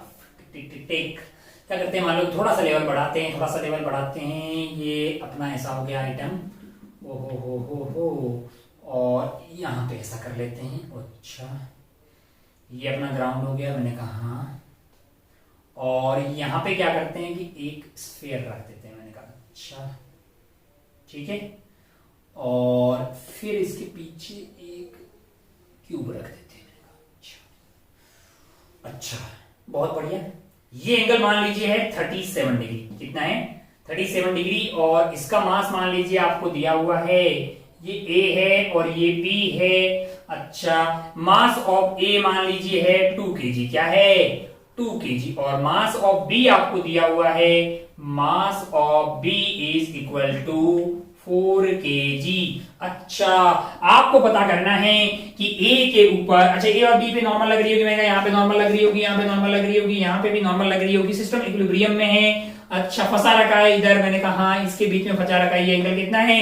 37 डिग्री। ये एंगल क्या होगा? 53 डिग्री, है कि नहीं है? अच्छा, आपको पूछा है, आपको पूछ सकते हैं find find the normal reaction, find the normal reaction between A and vertical A and vertical wall के बीच में क्या बताना है आपको, नॉर्मल रिएक्शन बताना है। Find the normal reaction between A and vertical, तुरंत शुरू हो जाओ भाई साहब, इसके और वर्टिकल वॉल के बीच में कितना नॉर्मल होगा ये बताना है।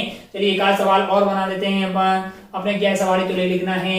एग्जाम्पल नंबर 7 मान लीजिए कुछ ऐसा कर देते हैं, मान लो कि यहाँ पे ऐसा कुछ कर दिया अपन ने, टिक टिक टिक, यहाँ से धागा लिया, यहाँ पे एक आइटम को बांध दिया और फिर उधर की तरफ गई, इधर भी आइटम को कहीं बांध दिया। ओ हो, मान लो कि ये जो मास है अपने पास बॉल टाइप का कुछ मास है, इसका मास आपको दे दिया 1 kg है, क्या है 1 kg, टिक टिक टिक टिक, मान लो कि ये वाला एंगल क्या है 37 डिग्री है। ओ हो, मान लो कि इसमें टेंशन T1 है, मान लो कि इसमें टेंशन क्या है T2 है। सवाल क्या पूछा जा सकता है कि T1 बताइए, T2 बताइए। ओ हो, बहुत बढ़िया भाई साहब, बहुत शानदार हो, मेरे लिए कोई टफ चीज नहीं सवाल बनाना। सवाल अपन और भी बना सकते हैं, मान लो कि ऐसा भाई कुछ और बना ले, ऐसा ही कुछ कर लेते हैं। आप शुरू जाए, ये कर, तुरंत कर, ये भी कर। अल्लाह, कुछ और कैसे कर सकते हैं, मान लो कि ऐसा किया आपने, मान लो कि अपन ने कुछ ऐसा किया, इस तरह का फ्रेम ले लिया, फिर इधर की तरफ फ्रेम बना दिया। अच्छा, ये ऐसा एल टाइप का। अच्छा, फिर क्या किया मैंने कहा इधर से एक धागा बांध लो, इधर से एक धागा बांध लो, इधर से एक धागा बांध लो, फिर इधर से एक धागा बांध लो, और फिर इधर से मान लो कि अपन ने 100 kg का आइटम को बांध दिया। क्या किया है 100 kg का आइटम को बांध दिया। मान लो कि ये धागे का नाम A है, ये धागे का नाम B है, ये धागे का नाम C है, टिक टिक टिक, और ये वाला एंगल मान लो आपको दिया 45 डिग्री। ओ हो, आपसे क्या पूछा है, और ये L एक फ्रेम है, L टाइप का एक क्या है फ्रेम है। अच्छा, बहुत बढ़िया भाई साहब। ओ, आपसे क्या पूछा है, टेंशन इन A बताइए, टेंशन इन B बताइए, टेंशन इन C बताइए। A B and C equilibrium में आइटम रुका हुआ है। अबे बहुत इजी है, तुरंत कर लो। आओ इस पे आते हैं भाई साहब। Find the normal reaction between A and vertical wall. ध्यान से देखें, नॉर्मल यहाँ पे भी लग रहा होगा, यहाँ पे भी लग रहा होगा, इनके बीच में भी एक नॉर्मल लग रहा होगा, यहाँ पे भी एक नॉर्मल लग रहा होगा, बाकी mg लग रहे होंगे, इसका mg नीचे, इसका mg।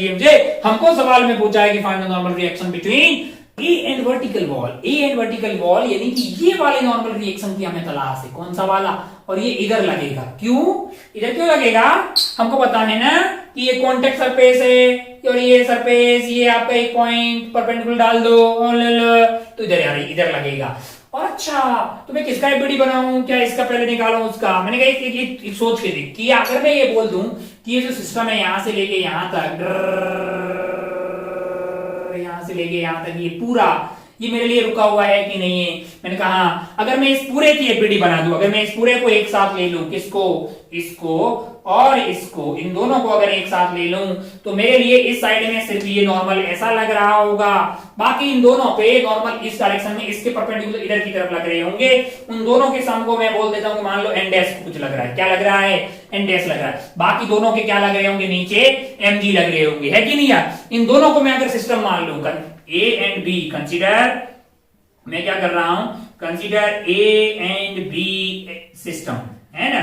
B एंड A को एज ए सिस्टम कंसीडर कर दिया, पूरा एक सिस्टम बना दिया, एक पॉइंट से उसको रिप्लेस कर दिया। अगर आप ध्यान से देखें तो इस पे इधर की तरफ ये नॉर्मल लग रहा है, वही नॉर्मल है बेसिकली A और वर्टिकल वॉल के बीच वाला। और अगर आप ध्यान से देखें, टिक टिक टिक टिक टिक टिक टिक टिक टिक टिक, ये वाला एंगल आपके लिए क्या हो जाएगा, ये वाला एंगल आपके लिए हो जाएगा 37 डिग्री। ये क्या हो जाएगा 37 डिग्री, ये एन हो गया है। कहीं मैं छोटा तो नहीं लिख रहा हूँ कि तुम्हें देखने में प्रॉब्लम हो। वीडियो की क्वालिटी चेंज कर लेना यार, मतलब 1080 में तो इतना झकास दिखेगा, मजा आ जाएगा तेरे को। 1080 में पढ़ाई के वीडियो कौन देखता है, वो तो हम मूवी देखते हैं। कभी कभी पढ़ाई के वीडियो भी देखा करो यार, 720 1080 मजा आएगा, मतलब देख रहे ध्यान से। हो ये एन हो गया है, बहुत बढ़िया भाई साहब। अगर आप 1080 में मूवी देखते हैं और 480 में वीडियो देखते हैं, तो bro we are not on same level, मतलब फिर अलग बातें हैं वो दोनों। 37 डिग्री वाला, अब आप ध्यान से देखें तो इसके ऊपर जो है हॉरिजॉन्टल डायरेक्शन में एन लग गया, और दोनों जो नॉर्मल लग रहे हैं उनके रिजल्टेंट को मैंने इधर की तरफ मान लिया है। क्या है वो, एन डैश मान चुका हूं मैं उसको। क्या मान चुका हूं, एन डैश मान चुका हूं। अच्छा भाई साहब, एन डैश मान लिया। ओहो हो, और ये कैसे लग रहा होगा, अगर आप ध्यान से देखें, अगर आप ध्यान से देखिए तो वो इस सरफेस के परपेंडिकुलर लग रहा होगा। कौन सी वाली सरफेस के?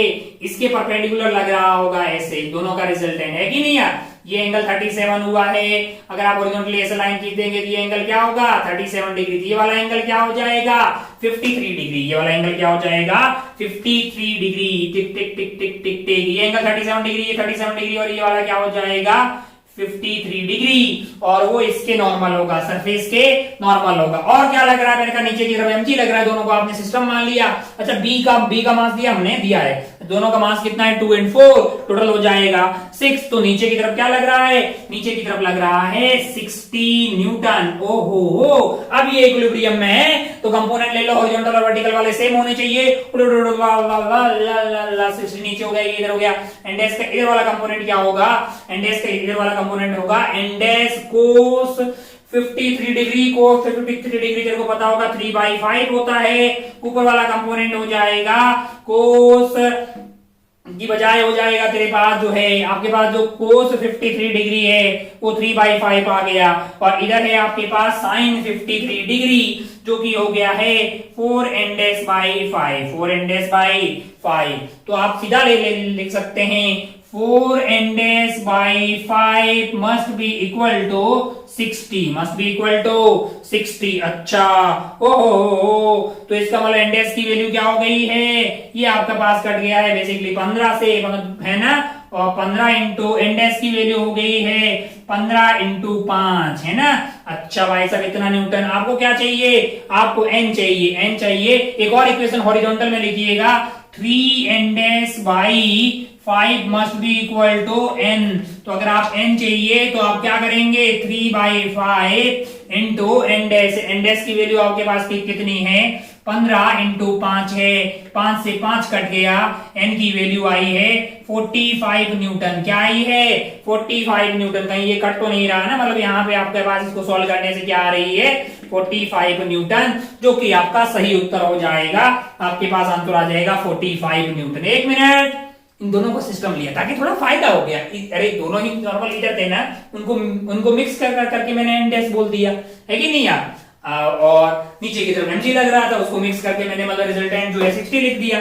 और मुझे चाहिए क्या था? मुझे तो ये n ही चाहिए था ना भाई साहब। अगर आप ध्यान से देखें कोई और कलर से, जैसे मैं रेड का उपयोग कर लेता हूं, इस पूरे सिस्टम पे नीचे की तरफ एक तो इनका mg लग रहा है, इन दोनों के ऊपर नॉर्मल एंडेस ऐसे लग रहा है, और n जो है इधर लग रहा है। हमें यही n चाहिए था, जो कि हमने पता कर दिया है। सॉल्व करके 45 आ रहा है। और अगर तेरा आंसर भी 45 आया होगा बगैर मेरे बताए हुए, तो बहुत बढ़िया, अपनी पीठ को थपथपा दीजिए। बाकी अब आपको समझ में आ गया होगा। तो कई बार ऐसे कुछ सिस्टम ले लेंगे और काम थोड़ा सा आसान हो जाएगा। चलिए आगे बढ़ते हैं। अगले वाले सवाल का आंसर तो निकाल ले, पहले आंसर निकाल के बैठ, ताकि जब तू मेरा आंसर देखे और तेरा आंसर में गलतियां पता लगे। क्योंकि आपको पता है कि मैकेनिक्स आती है, इसमें ज्यादा से ज्यादा आप सवाल सॉल्व करें, जितने ज्यादा आप सवाल सॉल्व करेंगे उतना ही आपका जो कॉन्सेप्ट का एप्लीकेशन है वो अच्छा होगा, और उतने ही ज्यादा आप अच्छे से सवाल सॉल्व कर पाएंगे। हमारे यहाँ पे थ्योरी बहुत कम है। कोई अलग कितने थे अभी तक, क्या बताया? न्यूटन फर्स्ट लॉ बहुत आसान, सेकंड लॉ F0 एमए हमने पाया था, लेकिन रियलिटी में था F0 dp/dt। थर्ड लॉ मैंने कहा every action there is equivalent opposite. फिर सवाल ये है थोड़ी भाई तेरे को कोई ट्रेंड याद करना है, कोई कलर याद करना है, ऐसी कोई बातें नहीं है। Very good, very good. तो एक फायदे का सब्जेक्ट है, जिसमें बहुत परेशान होने की कतई जरूरत नहीं है। अच्छा, बहुत बढ़िया भाई साहब। ओ ये रुका हुआ है तो इक्विलिब्रियम में है, तो इसके ऊपर इधर की तरफ T1 लग रहा होगा, इसके ऊपर इधर की तरफ T2 लग रहा होगा। तो अगर आप 1 kg का एफबीडी बनाएंगे तो इधर की तरफ T1 लग रहा है, इधर क्या लग रहा होगा? T2 लग रहा होगा। ये एंगल है 37 डिग्री, तो ये वाला एंगल हो जाएगा 37 डिग्री, यानी ये वाला एंगल मेरे लिए आ जाएगा 37 डिग्री। नीचे क्या लग रहा होगा? वे mg से वो तो 10 आ गया, बहुत ही ज्यादा आसान। अब आप इस T2 के कंपोनेंट मानिएगा। ऊपर वाला कंपोनेंट आ जाएगा T2 cos 37 degree, T2 cos 37 degree, यानी कि 4T2/5। और ये वाला कंपोनेंट आपके पास आ जाएगा 3T2/5। 3T2/5 must be equal to T1 और 4T2/5 must be equal to 10, तभी तो ये इक्विलिब्रियम में रहेगा भाई साहब। 4T2/5 must be equal to 10। अच्छा, T2 क्या होना चाहिए? T2 होना चाहिए 10 into 5 divided by 4।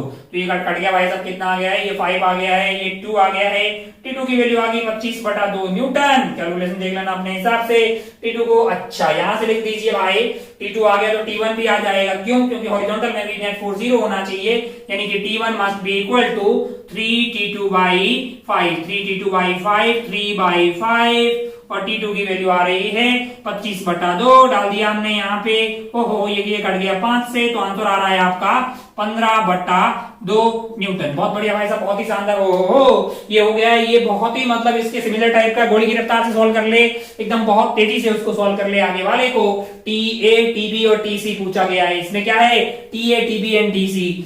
सही से FBD बना, सही से फ्री बॉडी डायग्राम बना। इसके ऊपर नीचे की तरफ क्या लग रहा होगा, नीचे की तरफ लग रहा होगा 1000। क्या लग रहा होगा, 1000 न्यूटन नीचे की तरफ लग रहा होगा। mg हो गया यार। ऊपर क्या लग रहा होगा, TA। ओहो मतलब एक अंधा आदमी भी बोल देगा कि अगर ये रुका हुआ है तो TA की वैल्यू तो मुझे तुरंत पता लग गई कि क्या हो गई है, 1000 न्यूटन। क्या चाहिए, TB और TC। कैसे पता करेंगे, मैंने कहा इसमें मान लीजिए TB टेंशन, और इसमें क्या पता कर दीजिए, TC। अब ये जो पॉइंट है वो रुका हुआ है, यानी इक्विलिब्रियम में है, तो इसके ऊपर हॉरिजॉन्टल और वर्टिकल में दोनों डायरेक्शन में नेट फोर्स क्या होना चाहिए, 0। तो घोड़े की रफ्तार से कंपोनेंट ले और तुरंत पता कर ले TB एंड TC। फिर ये सवाल ही खत्म हो जाएगा। आगे बढ़ते हैं, चंद और सवाल देखते हैं। चलिए भाई साहब देखिए जरा इसका बड़ी बड़ा ये पॉइंट मान लिया हमने। यहाँ पे पॉइंट पे इधर की तरफ क्या लग रहा है, TC लग रहा है। इधर क्या लग रहा है, TB लग रहा है। नीचे की तरफ क्या लग रहा है, TA लग रहा है। भाई साहब ऐसे टाइम पास करवाने बहुत ज्यादा सवाल हो गए, मतलब है ना। 45 डिग्री हो आप सोल्व करते रहें, बहुत जितने ज्यादा आप सवाल सोल्व करें, हमें कोई जल्दीबाजी नहीं है, ज्यादा से ज्यादा सवाल सोल्व करें, जिससे कि आपको मतलब जो बेसिक जो एनएलएम बहुत बढ़िया होगा तो फ्रिक्शन बहुत बढ़िया होगा। एनएलएम उड़ गया तो फिर फ्रिक्शन नहीं आएगा, फिर ये दोनों उड़ गए फिर सब उड़ गया, मतलब फिर तू सो जा। यहाँ ये है कि बायोलॉजी वगैरह नहीं या कुछ और नहीं है, जिसमें मान लो कि भाई पहला चैप्टर उड़ गया तो कोई बात नहीं, सेकंड से शुरुआत करेंगे। इधर आपका एनएलएम उड़ गया तो पूरी मैकेनिक्स उड़ गई और काफी सारा कार्यक्रम और भी उड़ गया, है ना। उड़ गया मतलब खत्म हो गया, फिर वो तेरे काम का कोई काम का नहीं है। मास्टर डरा रहा है, खौफ पैदा कर रहा है। अबे नहीं, सब मतलब तेरे को सही रास्ता दिखा रहा है, तेरे को सही बात बता रहा है कि भाई उड़ने मत दे, अभी मतलब तेरे हाथ में है, ये उड़ना नहीं उड़ना तेरे हाथ में है ना। लास्ट में बोलेगा काश में पहले पढ़ लेता, तो फिर ये बातें अभी काम की नहीं होगा। इधर आते हैं, TC का इधर वाला कंपोनेंट हो जाएगा आपके पास ऊपर वाला TC/√2। ये वाला कंपोनेंट क्या हो जाएगा, मैंने कहा ये हो जाएगा TC/√2। अब cos 45 degree sin 45 degree, TC/√2 is equal to TA। पर TA तो कितना है भाई, 1000 हो गया ना यार। ओहो TC क्या आ गया है, TC आ गया है बेसिकली 1000√2 न्यूटन। अच्छा TB चाहिए, मैंने कहा हाँ। TB की कितना है, TB है बेसिकली TC/√2, यानी 1000√2 डिवाइडेड बाय √2 ने √2 की बत्तियां गुल कर दी। आपके पास आंसर आया है 1000 न्यूटन। 1000 न्यूटन। तो इस तरह से ये सवाल में आपको TA भी मिल गया, आपको TB भी मिल गया, आपको TC भी मिल गया। एक बार बोर्ड साफ करते हैं, एक दो सवाल और देखते हैं। खूब सारे सवाल वैसे इक्विलिब्रियम पे हो गए हैं।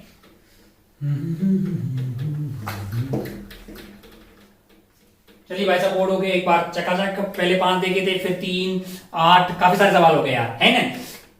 कुछ और दिया जाएगा, दिया जा सकता है, मतलब सवालों में क्या इनफाइनाइट है, अपन दे दे कुछ भी बुला दूं मैं। एक दो बनाते हैं, फिर उसको क्या करते हैं, अपना टाइम हो गया 1 घंटे के आसपास, तो 1 घंटे से ज्यादा का वीडियो नहीं बनाने का, ताकि बच्चों को भारी ना पड़े।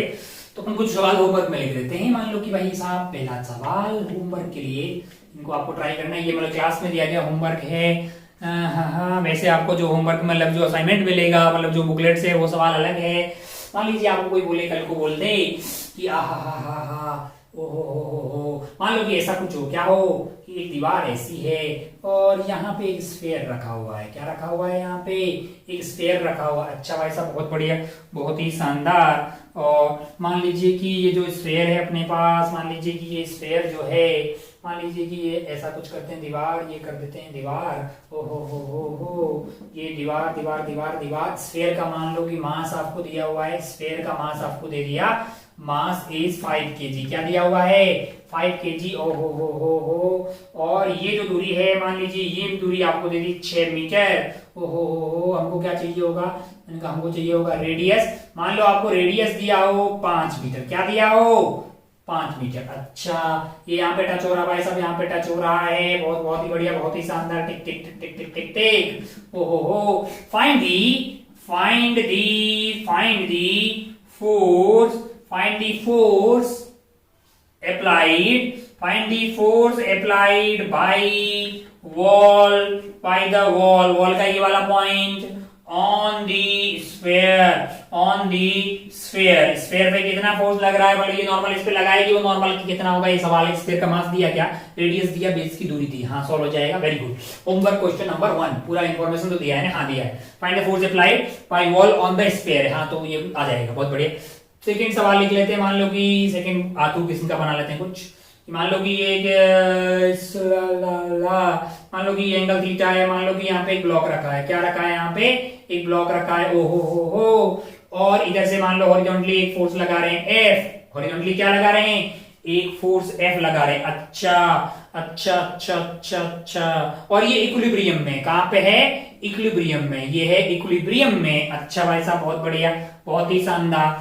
ये इक्विलिब्रियम में फोर्स एफ लगा रहे हैं, तो इस वाले केस में नॉर्मल क्या होगा? Normal between block and inclined surface. Block and inclined surface के बीच में कितना नॉर्मल होगा? ये आपको एक सवाल पूछा गया है। ये आपको एक सवाल पूछा है कि यहाँ पे एक हॉरिजॉन्टल फोर्स लगा रहे हैं, एक ऐसा हॉरिजॉन्टल एंगल थीटा है, तो आपको पूछा है कि ये जो नॉर्मल लग रहा होगा वो कितना होगा? ये हो जाएगा। एक आध और कर लेंगे क्या? एक सवाल और कर लेते हैं, काफी हो जाएगा। मतलब काफी सारे सवाल किए, बाकी बुकलेट में भी करेंगे ना। सरफेस। अच्छा, मान लीजिए ऐसा कुछ हो, क्या हो?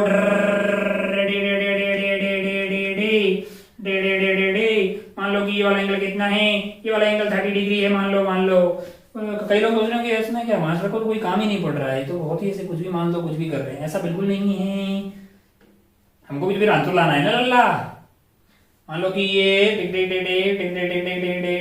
ऐसा हो गया। मान लो कि ये वाला एंगल क्या है? 45 डिग्री। अच्छा, और यहाँ पे घुसेड़ दो एक स्फेयर को। ये हमने स्फेयर रख दिया है, गोला समझ रहे इसको। एक स्फेयर रख दिया है। अच्छा भाई साहब, ये जो स्फेयर है, इसका मास मान लीजिए, स्फेयर का मास मान लीजिए क्या है? 2 kg है। मास क्या है? 2 kg है। रेडियस मान लीजिए 1 मीटर है। रेडियस क्या है? 1 मीटर है। तो क्या इस पे यहाँ पे नॉर्मल लगेगा? मैंने कहा हाँ, यहाँ पे नॉर्मल लगेगा। हाँ, माना कि यहाँ का नॉर्मल n1 है, यहाँ का नॉर्मल क्या है? n2 है। सवाल है कि n1 की वैल्यू क्या होगी, n2 की वैल्यू क्या होगी? 1 मिनट। ये 30 दिया, ये 45 दिया ना टोटल। हाँ, और रेडियस आपको दे दिया 1 मीटर और मास आपको दिया 2 kg। हाँ, तो आंसर आ जाएगा। है क्या ये आइटम? ये आइटम है स्फेयर, है ना। अच्छा भाई साहब, जिसका mass 2 kg, radius 1 metre. Very very good. और भी दें क्या? वे टाइम हो गया यार, बहुत हो गई। 1 2 3 और बाकी बुकलेट के सवाल बहुत सारे हैं, सॉल्व करना अथाह भंडार है।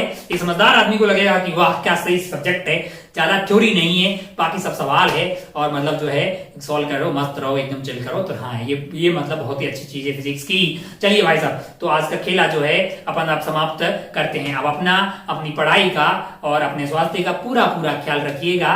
तो हम लेक्चर नंबर 3 में आपसे यहाँ पे अलविदा बोलते हैं। जय हिंद, जय भारत, टेक केयर, बाय।